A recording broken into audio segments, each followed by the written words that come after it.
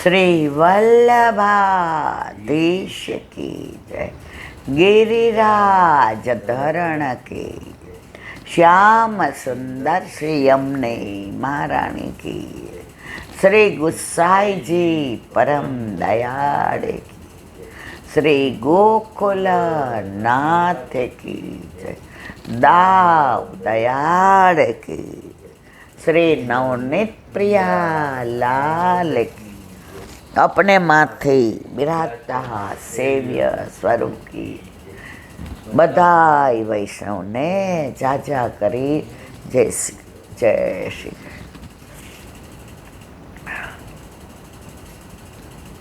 પ્રભુ ઘરમાં પધારે પછી આટલો બધો આનંદ હોય એ પધારે પછી ખબર પડે. ત્યાં સુધી ડરીએ, ત્યાં સુધી બીક લાગે, ત્યાં સુધી અપરાધની ચિંતા થાય. પણ એકવાર પ્રભુ ઘરમાં પધારે, ભાગવતમાં આવે છે, પેલી ધૂંધીલીને કીધું આત્મદેવે કે આ ફળ ખાઈ જા. એટલે આપણા ઘરે પ્રભુ મને વરદાન મળ્યું છે. ધૂંધુલીએ વિચાર કર્યો, પ્રેગ્નન્ટ થાવ પછી ક્યાંક ભૂકંપ આવે તો દોડું કેવી રીતે, ચોર આવે તો કેવી રીતે જાઓ, ક્યાંક સુવાવડમાં. એણે એક ફળ ગાયને ખવડાવી દીધું. મને એની બેનને કીધું કે તારું છોકરું મને આપી દેજે. તો ધુંધુકારી કેવો થયો. એટલે આપણે બધાએ ડરવાની જરૂર નથી. ડર કાઢે, ભય કાઢે, સ્વભાવ સુધારે, કાળને પણ કોળીઓ કરી જાય એવા કૃષ્ણ છે. અને આપણને વલ્લભ ઉપર વિશ્વાસ નથી, એને આપણા પર વિશ્વાસ છે. જો ત્રિલોકનો નાથ આપણી માથે પધરાવી દે છે, આપણે શું એવી સેવા કરી શકવાના? પ્રભુને એવું સુખ આપી શકવાના? પણ વલ્લભે કાનમાં કીધું, મારા વાલા, મારા વૈષ્ણવના દોષ સામુ ન જોજે. મારા પ્રાણ થકી મને વૈષ્ણવ વાલા. પ્રભુના આપણે એટલા વાલા છીએ. હવે પ્રભુ કે તું મને વાલો ન ગણતો કાંઈ નહીં, દવલો તો ના ગણ. ના, મારે નથી પધરાવા. અહીંયા આપણે લુણાવાડા ગયા હતા, બહુ ભાવિક લોકો, બહુ પ્રેમ મળ્યો. પણ એમાં 2 જણા હતા. હવે આપણે તો સાયકોલોજી ભણેલા. એ એના બાજુવાળાને કહેતા હતા, એ કે એ હમણાં હાથ ઊંચા કરાવશે અને બધાની રગડશે. કે આપણે તો કરાવવા જ નથી ભલે કે. એટલે બીજા બેન ત્યાંથી નીકળાય, મેં જોયું. એણે કીધું એ કાંઈ આગ્રહ નથી કરતા, એમને આમાં કાંઈ ફાયદો નહીં. આજે એ 12 વાગ્યાના ઘરેથી નીકળ્યા છે, 1 વાગે પહોંચશે. એ નથી આવવા જવાના પૈસા લેતા, નથી અહીંયા કાંઈ. એને વલ્લભે જે કામ સોંપ્યું છે કે ઘરે ઘરે ઠાકોરજી હોય. આપણે ના પધરા હોય તો ને, પણ આવું તો તુકારા બુકારાથી જ ના બોલે. આ મેં સાંભળ્યું, આપણે નામ ન દેવાય. મારે કહેવા ના છે છે મારા ભલા, કે તમે ગેરસમજ કરો છો. નથી પધરાવા, ઓકે, એ હમણાં હાથ ઊંચો કરાવશે ને, હમણાં આમ કરાવશે ને, આ કામ જ આનું આ છે ને. એટલે જો 500 જણા હોય, એમાં 2 જણા હવાય હોય. એટલે મેં ગોકુળનાથજીનો ત્યાં દાખલો આપ્યો હતો. ગોકુળનાથજી એટલો સરસ સત્સંગ કરે. વલ્લભ ને વિરજા ને વનમાળી ને વન ને ઉપવન ને વૃક્ષો ને વેલી ને વનસ્થળી ને.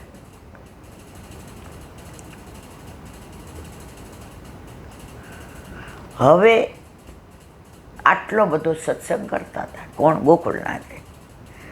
એમાં બધા રાજી થતા બહાર નીકળ્યા કે આજે જે રાજે કેવું કીધું, આજે જે રાજે એમાં બે હતા બહાર નીકળી કે જવા દો ને, કંઈક એવા જેવા જ નથી. જો એ જમાનામાં ગોકુળનાથજી ન છોડ્યા તો આપણને છોડે? તો ઓલા બધાને ગોકુળનાથજી ઉપર જીવ બળ્યો, મારા ઉપર ઘણા બળે. મને એમ કહેલા બેન ઓલા આમ, મેં તો ઊન કે મન કે વેજાન મેરે મન જગદીશ. એ કે જરા આ કેમ આવું બોલે છે, અહીંયા તો મીઠું મીઠું બોલે છે. જો વંચકો આવા જ હોય, મોઢે મીઠું મીઠું બોલે અને પછી કાપવામાં બાકી. ત્યારે ગોકુળનાથજી એક જ વાક્ય કીધું, નિંદકો કો નિયરે રાખી. એને દૂર ન જવા દેતા, એને કાંઈક કહો તો દૂર વયા જાય. પછી આ રોજ દોષ પડે, ધોશે કોણ? એટલે આવું બધું થાય ત્યારે હું રાજી થાઉં કે ચલો આજે કાંઈ ભૂલ કરી હશે તો ધોવાઈ ગયા. મારે કેવા નાશય છે. હું જ્યાં જાઉં ત્યાં પહેલાં કહું જ છું કે ભાઈ કેટલાને ઘરે બિરાજે, મને સત્સંગ કરો. અને બીજું, નથી બિરાજતા તો તમે એવું માહોલ ઊભું કરો. કાલે આપણે ઓલા દરજીની વાત કરી, ઓલા બેનની વાત કરી, વચ્ચે ફિઝિયોથેરાપીની વાત કરી.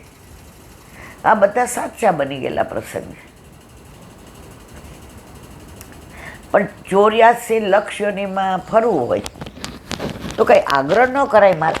અને હું કોઈને આગ્રહ નથી કરતી. ઘણાય મને એમ કહે ઈલાબેન તમારા કરતા એમાં તો મેં બહુ સરસ. એટલે આપણે પૂછીએ કોને પુષ્ટ કર્યા? અમારે રમતા એટલે મારાથી બોલી જવાય, આ તો રમકડાની સેવા ના ગમે. લગ્ન ન થાય ને હારે ફરીએ ત્યાં સુધી હસબન્ડ વાઈફ કહેવાય નહીં. 100 વાત નહીં કહેવાય. એટલે ક્યારેય કોઈ મારા વાલા એવું મનમાં ન રાખતા. બાકી હું તો જ્યાં જઈશ, વલ્લભ મને જ્યાં લઈ જશે, લેના દેના બંધ હૈ ફેર ભી આનંદ હૈ, ત્યાં હું સત્સંગ કરીશ. પણ ઠાકોરજી પુષ્ટ કરાવવાનું તો કહીશ ને કહીશ જ. અમારા વલ્લભે મને કીધું છે. અને એ મને ના પાડશે કે નહીં, ત્યારે હું નહીં બોલું. સામા પાણીએ તરવું અઘરું હોય છે, પણ સામું પાણી જોઈને તરવાનું છોડી ન દેવાય મારા વાલા, ને ડૂબી જાય. હવે કાલે ઓલા બેન આવ્યા, એણે શું કીધું? એ કે ઈલાબેન મારા દીકરાની વાતું હાલે છે, એનું થઈ જાય. અને બહુ જરાક આવતી જાતી થાય કે અમારામાં તમારે જેવું ન હોય. અમારે એ કે થોડુંક ત્યાં રહીએ અહીંયા રહીએ. મેં તો મારા વાલા મને આવું બધું ના કહ્યું, મારે નહીં લૌકિક. એ કે અલૌકિક છે, સાંભળો. મેં તો આ કહો. પછી કે ઠાકોરજી પુષ્ટ કરાવો. એટલે એના વર બોલ્યા. એ કે જો વરસમાંય થાય, 2 વર્ષે થાય ને 5 વર્ષે થાય, તો ત્યાં સુધી આપણે એના વરને બહુ ઈચ્છા હતી એટલે એના વર એને લઈ આવ્યા હતા. ઓલા બેન એને નહોતા લઈ આવ્યા. હવે કેવી રીતે લઈ આવ્યા? એના વર કે આપણે પ્રભુને રમતા ભલે રાખીએ, પણ આપણા શ્રીજી બાવા સહેજ પેલું થઈ ગયું છે, તો નવું સ્વરૂપ ક્યાંથી લેવું? હાલ ઈલાબેનને પૂછીએ હવે. એટલે આ ગોપાલધામ આવ્યા હતા. જો ચઈને મારે ત્યાં નહોતા. એટલે ઓલા ભાઈ એમ કીધું આ તો 5 વર્ષે નીકળી જાય અને કાલે થઈ જાય. વહુ જાવ આવજા કરે 2 વર્ષ થઈ જાય. એ કે ઈલાબેન આને સમજાવો ને. મેં એને કીધું મારી જોબ એવી છે કે મારી નીચે 30-40 માણસો છે. એટલે સાંજે મારું નક્કી નહીં. મારા બધા હિસાબ હોય, આ લોકોનું બધું લખવાનું હોય, ડેઇલી વેજીસવાળાને દેવાના હોય, ડ્રાઈવરોને દેવાના હોય, ટ્રકનો હિસાબ. એ નોકરી સારી, ઘણી સારી કરે. તો મેં એને એમ કીધું કે શેઠિયાએ મને એવું કીધું છે. અને મારી નોકરી નીલાબેન 19 નહીં પણ 23 વર્ષ છે. કે સવારે તારી ઈચ્છા પ્રમાણે આવજે, સાંજે હું નહીં હોઉં.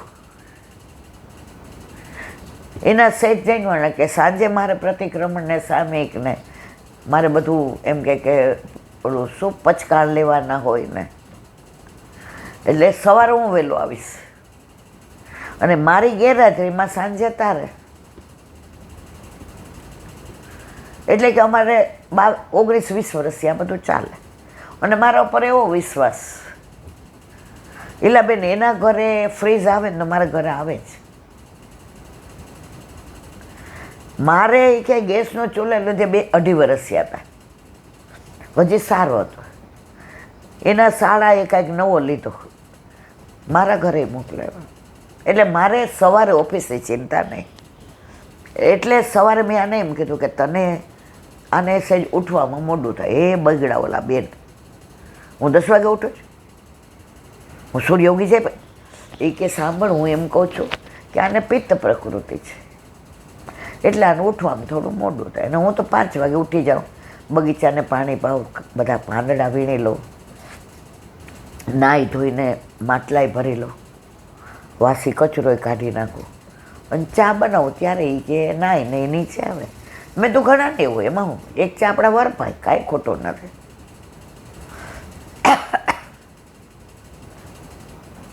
એટલે કે હવે મારી વાત સાંભળો, આ બધાનું મેં શું કામ પૂર્વ ભૂમિકા બાંધી, તમારે ટાઈમ નથી બગાડો. મને ખબર તમે 6:30 અંદર વયા જશો, નહીં સાંભળો.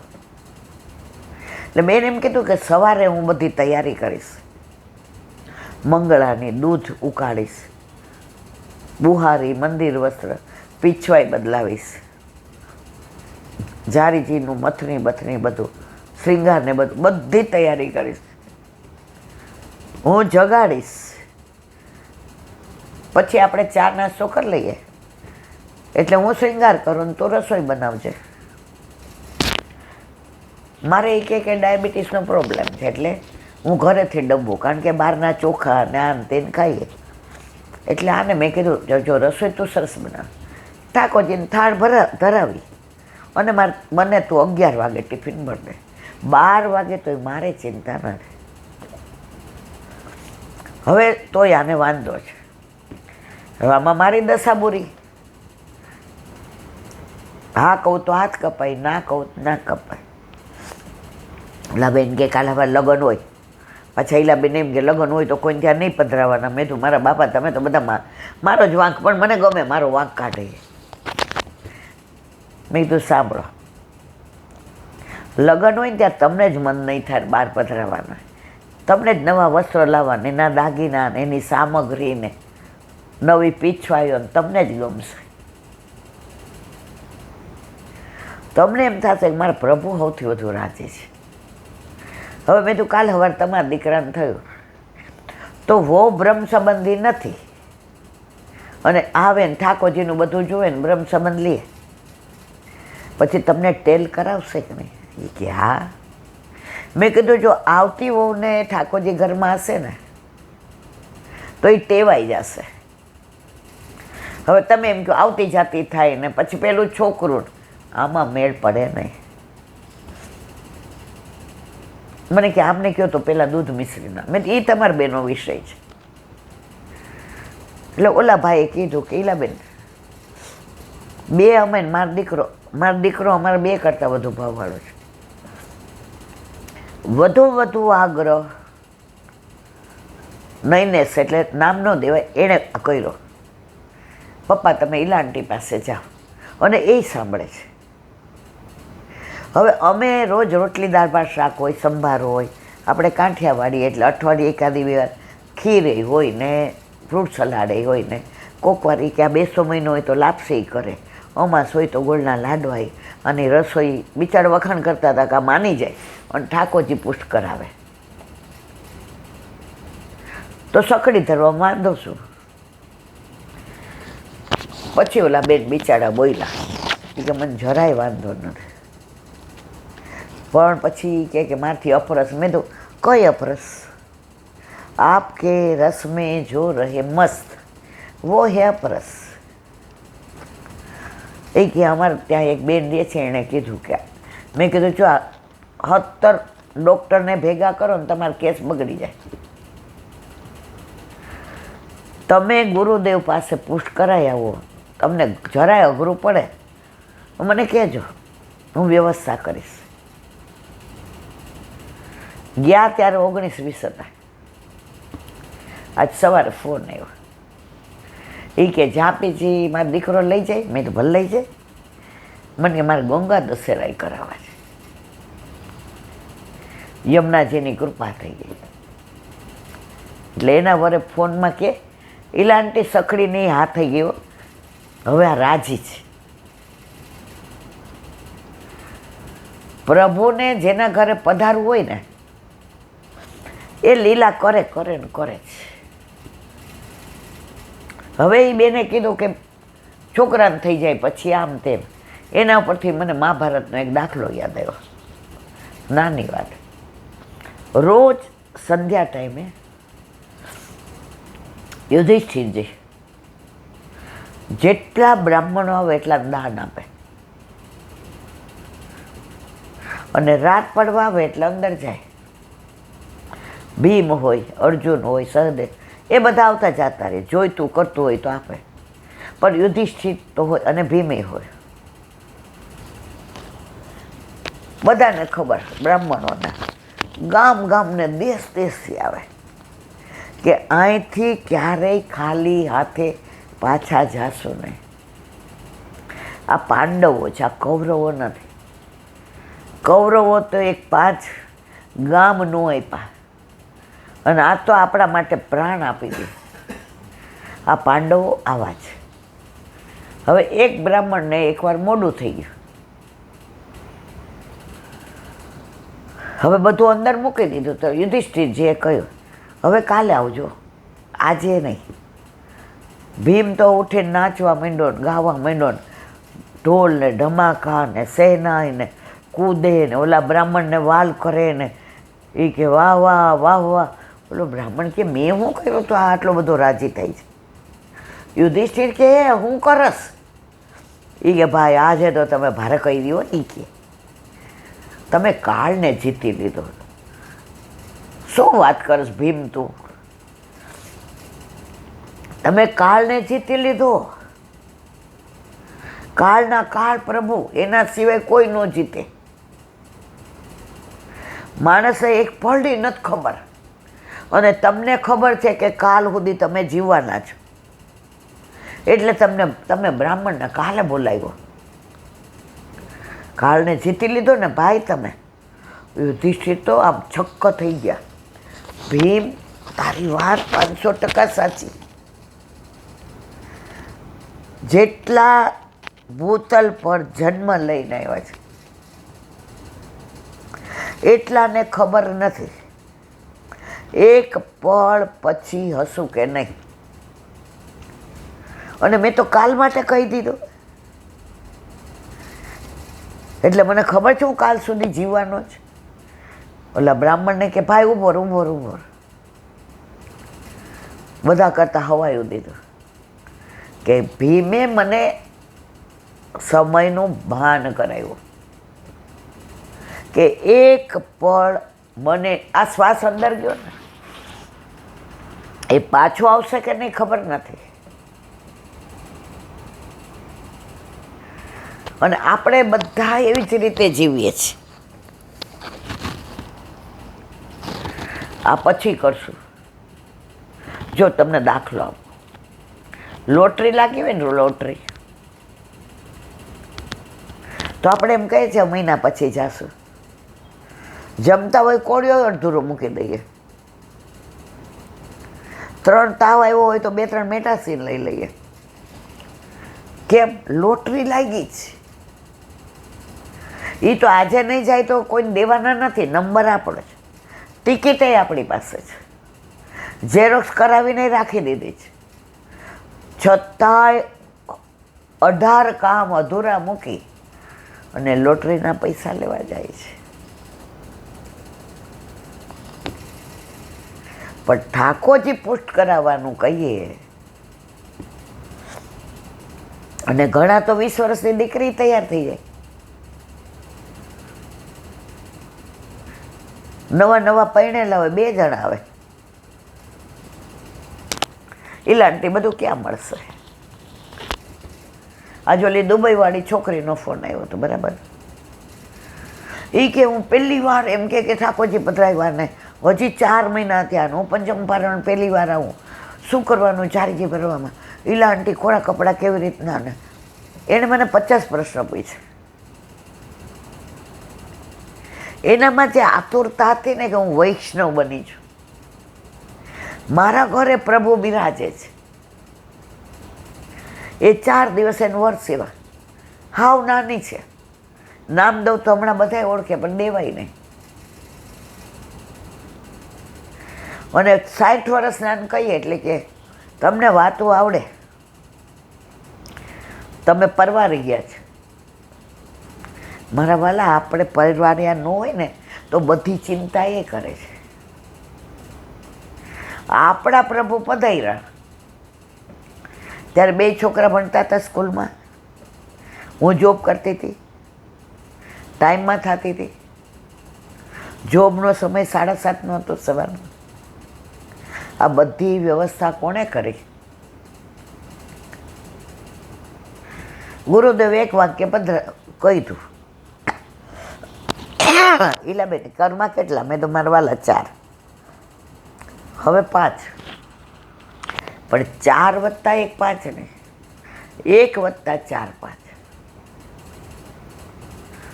પ્રભુને લાડ કરાવો. નોકરી છોડાવી દીધી, 2 મહિનામાં ટાઈમે વયો ગયો, અનુકૂળ નહોતો, એ છોકરો અમેરિકા ભેગો થઈ ગયો. આ પ્રભુએ ચિંતા કરી કે મેં કરી? આવો પ્રભુ દુનિયામાં વિશ્વમાં ક્યાંય ન હોય. પણ તમે આપણે બધા ડરીએ શું કામ? એને મૂર્તિ માનીએ એટલે 4 દી તાળા મંગળ કરી દઈએ.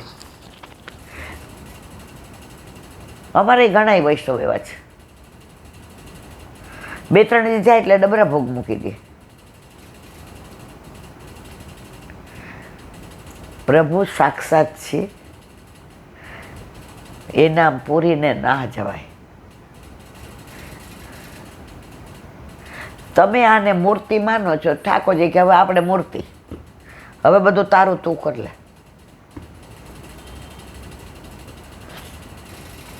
સ્વભાવ વિજ્યો ભવે.